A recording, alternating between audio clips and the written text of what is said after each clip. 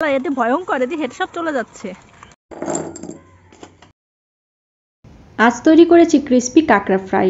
খুবই সিম্পল একটা রেসিপি, কিন্তু খেতে অনেক সুস্বাদু এবং অনেক ক্রিস্পি হয়।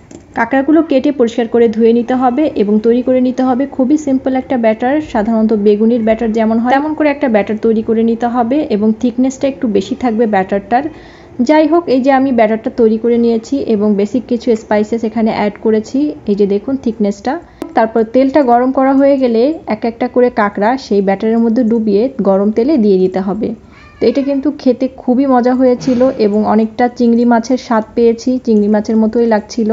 এই ছোট কাঁকড়াগুলো এই শুকনো সময় খালি বিলে পাওয়া যায় এবং এটার শেলগুলো খুবই সফট হয়, যার জন্য এটা দিয়ে পাকোড়া করলে খেতে কিন্তু দুর্দান্ত লাগে।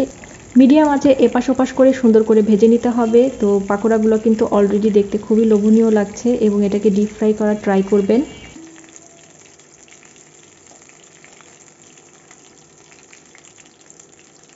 পাকোড়া ভাজতে ভাজতে পাশে আমি বাকিগুলো ভাজার প্রস্তুতি তৈরি করে নিচ্ছি, সেগুলোকেও আমি ব্যাটারের মধ্যে ডুবিয়ে নিচ্ছি। এই কাঁকড়াগুলো সাধারণত এই সিজনেই পাওয়া যায়, তো আমাদের এখানে সবসময় আমরা পাই না, মাঝে মধ্যে আমরা পাই। তো যখন পাই তখন আমি স্টোর করে রাখি ফ্রিজে, যখন মন চায় তখন আমি এভাবে বের করে খেয়ে ফেলি।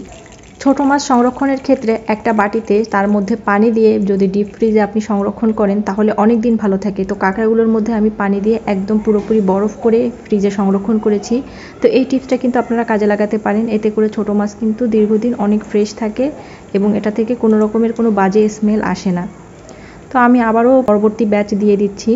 পরবর্তী ব্যাচও ভাজার জন্য আমি অপেক্ষা করব এবং অল্প আঁচে এগুলোকে আস্তে আস্তে ভেজে নিতে হবে, ভেতর পর্যন্ত হলে ভাজা হবে। আর কাঁকড়া কিন্তু একদম ফ্রেশ খাওয়াই বেশি ভালো, বেশি দিন বাসি করে খাওয়াটা ভালো না, এতে করে বিভিন্ন রকমের ব্যাকটেরিয়া অ্যাটাক হতে পারে।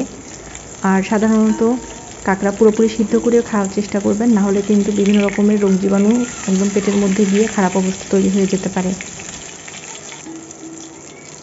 দুই পাশ খুব সুন্দর করে ভাজা হয়ে গেছে, গোল্ডেন ব্রাউন কালার চলে এসেছে। এবার আমি এগুলোকে তুলে ফেলবো। তো এটাকে আপনি এমনিই খেতে পারেন অথবা যে কোনো ধরনের সস বা তেঁতুলের টক দিয়ে খেতেও কিন্তু দুর্দান্ত লাগে। এই যে চলে এসেছি এখন খাওয়ার জন্য। তো ভাজতে ভাজতে একদম সন্ধ্যা হয়ে গেছে। যাই হোক, দেখুন দেখতে কিন্তু একদম লোভনীয় লাগছে এবং এগুলো একদম বাইট সাইজ, পুরোটাই মুখের মধ্যে চলে যাবে। এখন দেখাচ্ছি এটা কেমন ক্রিস্পি ছিল। আমি এখন খাচ্ছি। তো ভিডিওটা এখানেই শেষ করছি। আপনারা সবাই ভালো থাকবেন। আসসালামু আলাইকুম, আল্লাহ হাফিজ।